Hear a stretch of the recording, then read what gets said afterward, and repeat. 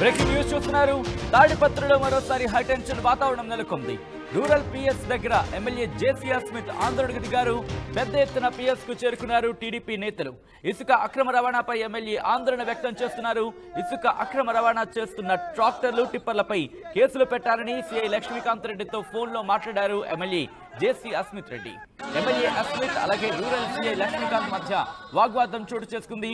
YCP CI down down అంటూ rural PS దగ్గర MLA Asmith Reddy అలాగే టీడీపీ నేతలు అక్కడ నినాదాలు చేస్తున్న పరిస్థితి. అయితే రూరల్ సిఐ లక్ష్మీకాంత్ రెడ్డి వచ్చి క్షమాపణ చెప్పేంత వరకు కూడా అక్కడి నుంచి వెళ్లేదే లేదంటూ కూడా నిరసన వ్యక్తం చేశారు. నిరసన విరమించేదే లేదంటూ కూడా కార్యకర్తలు కూడా చెప్పుకొచ్చారు. ఈ నేపథ్యంలో అక్కడ ఏం జరిగిందనేది ఒకసారి చూద్దాం.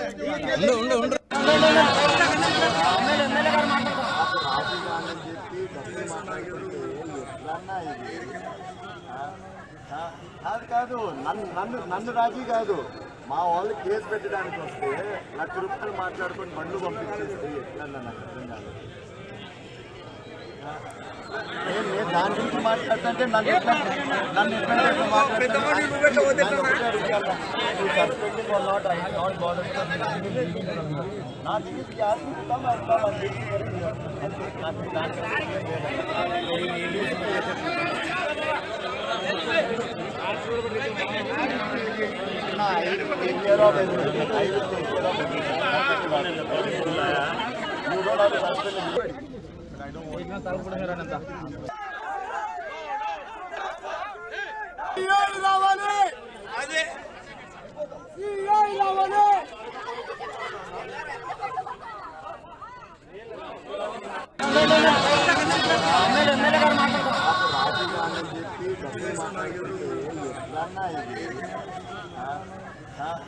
కాదు నన్ను రాజీ కాదు, మా వాళ్ళు కేసు పెట్టడానికి వస్తే ₹1,00,000 మాట్లాడుకొని బండ్లు పంపించేస్తే ఎట్లన్నా నాకు అర్థం కాదు.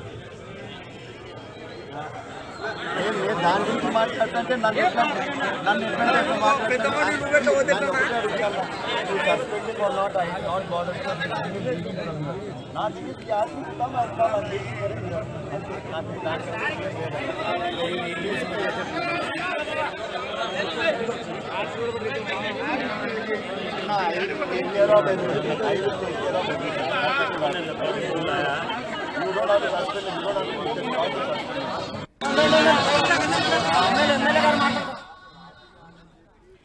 అది అక్కడ పరిస్థితి. జేసీ అస్మిత్ రెడ్డి అలాగే టీడీపీ నేతలు కూడా, ఎమ్మెల్యే జేసీ అస్మిత్ రెడ్డితో పాటు టీడీపీ నేతలు కూడా అక్కడ నినాదాలు చేస్తూ అక్కడ ఇన్ఫాక్ట్ వాళ్ళు అక్కడ ప్రొటెస్ట్ చేస్తున్న విజువల్స్ మీరు చూస్తున్నారు ఆర్టీవీ స్క్రీన్ మీద. ఈ నేపథ్యంలో ప్రస్తుతం అక్కడ పరిస్థితి అదుపులోకి వచ్చిందా, అక్కడ పరిస్థితి ఎలా ఉందో తెలుసుకునే ప్రయత్నం చేద్దాం. మా ప్రతినిధి నాయుడు అప్డేట్స్ అందించేందుకు లైవ్ లో జాయిన్ అవుతున్నారు. నాయుడు, అక్కడ ఆందోళన అదుపులోకి వచ్చిందా లేకపోతే ఇంకా కంటిన్యూ అవుతోందా? మరి ముఖ్యంగా జేసీ అస్మిత్ రెడ్డి ఏమంటున్నారు?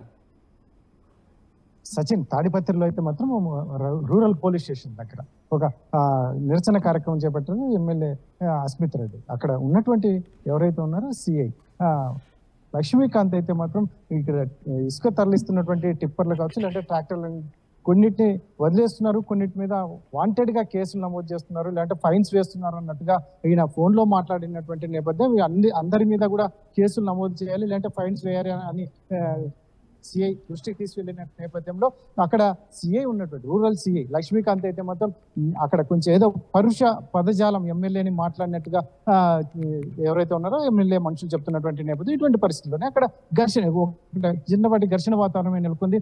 ముఖ్యంగా అక్కడ ఎవరైతే ఉన్నారో జేసీ అస్మిత్ రెడ్డి రూరల్ సిఐ లక్ష్మీకాంత్ వచ్చి క్షమాపణ చెప్తే కానీ మేము ఇక్కడ నుంచి వెళ్ళము అన్నట్టు అక్కడ వర్షం కూడా కురుస్తుంది. వర్షంలో సైతం వీరు నిరసన కార్యక్రమాన్ని చేపట్టినటువంటి పరిస్థితి. ముఖ్యంగా అక్కడ డిఎస్పీ కూడా వచ్చి వారిని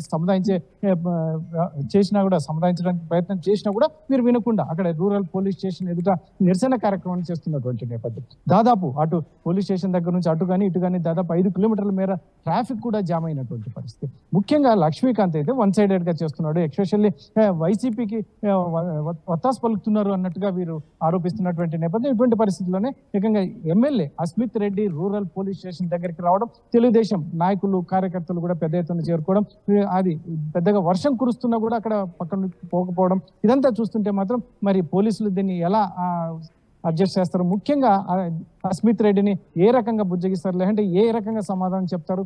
ఈ ఎవరైతే ఉన్నారో రూరల్ సిఐ లక్ష్మీకాంత్ ఎంత మేరకు స్టేషన్లో అయితే లక్ష్మీకాంత్ అక్కడ లేకుండా పోయారు, పక్కకు పోయారు. ఇది అంతా డీల్ అయితే మాత్రం డిఎస్పీ గారు చూస్తున్నారు. పై అధికారులతో కూడా ఫోన్లో ఎమ్మెల్యే జేసీ అస్మిత్ రెడ్డి గారి ఫోన్లో కూడా మాట్లాడించినటువంటి పరిస్థితి అయితే మాత్రం అస్మిత్ రెడ్డి కానీ అస్మిత్ రెడ్డి మనుషులు వీళ్ళంతా మాత్రం అసలు ఏమాత్రం మేము అసలు ఒప్పుకోము. ముఖ్యంగా లక్ష్మీకాంత్ వస్తేనే ఖచ్చితంగా ఆయన క్షమాపణ చెప్పాలి.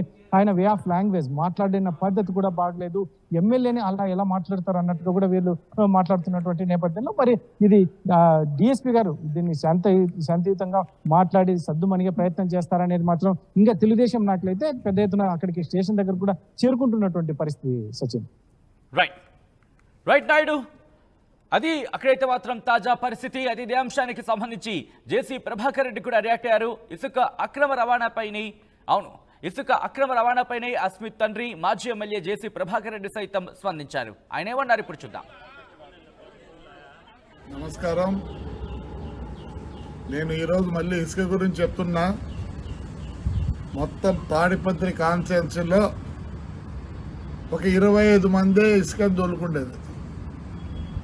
వాళ్ళందరూ నాకు ఆప్తులు, 5 ఏళ్ళు నాతో పాటు కష్టపడిన వాళ్ళు. నేను మళ్ళీ కోరుకుంటాను, మానుకోండి. మీకు ఒకరికైనా డబ్బులు అంటే 2 లక్షల మంది ఉంటే ఓటర్లే, 25 మందికి ఇదే. దూరం చేసుకోవద్దండి, దయచేసి మీరంతా నా కోసం 5 ఏళ్ళు కష్టపడ్డారు. నేను గ్రీన్ ట్రిబ్యునల్ పోయినా, సుప్రీంకోర్టుకు పోయినా, హైకోర్టుకు పోయినా, అంతగా నేను తగు వేసుకున్నా. పోయిన గవర్నమెంట్లో మీకు తెలుసు, నన్ను ఎన్నిసార్లు పట్టుకొని ఒకరోజు పొద్దున్నే 7 గంటలకు పట్టుకొని అన్ని ఊర్లన్నీ తిప్పి, డిస్ట్రిక్ట్ అంతా తిప్పి, మీరందరూ వచ్చి పోలీస్ స్టేషన్ కూర్చుంటే మీ దయ వల్ల ఆ రోజు నేను బయటకు వచ్చిన. దూరం కావద్దండి. మీకు తెలుసో తెలియదో దండిగా చేయొచ్చు పని, నేను ఒప్పుకోను. అంతా నాకు కావాల్సిన వాళ్ళే. మీకు అమ్మేది కూడా తెలియదు, మీకు ఎట్లా అమ్మాలో కూడా తెలియదు. నాకు తెలుసు మీరంతా ఎవరిని ఉపయోగించుకుంటారో. పోయిన గవర్నమెంట్లో వాళ్ళకి తెలుసు ఎట్లా అమ్మాలనో. అది మీరు చేసే వాళ్ళ సహాయం లేకపోతే మీరు ఒక ట్రిప్పర్ అమ్ముకోలేరు, ఒక ట్రాక్టర్ అమ్ముకోలేరు. ఇండ్లకు కావాలంటే తోలుకోండి, ఇల్లు కట్టించుకున్నాను తోలుకోండి, ఎవరు వద్దనరు. మీరు తోలి మీరు డబ్బులు చేసుకోవాలి. ఎందుకు చేసుకోవాలి? నేను చేసుకుంటానండి, నేను చేసుకుంటా. పాపం మీరేమో అంత ఇదైనారనే. నాకు తెలుసు ఎవరే దొరుకుతున్నారో.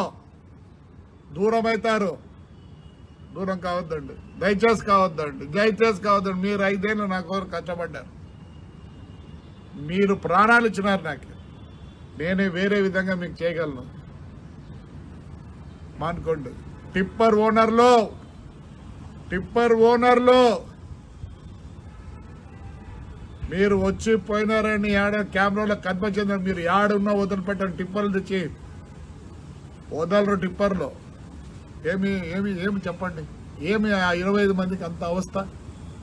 బతకలేకున్నారా?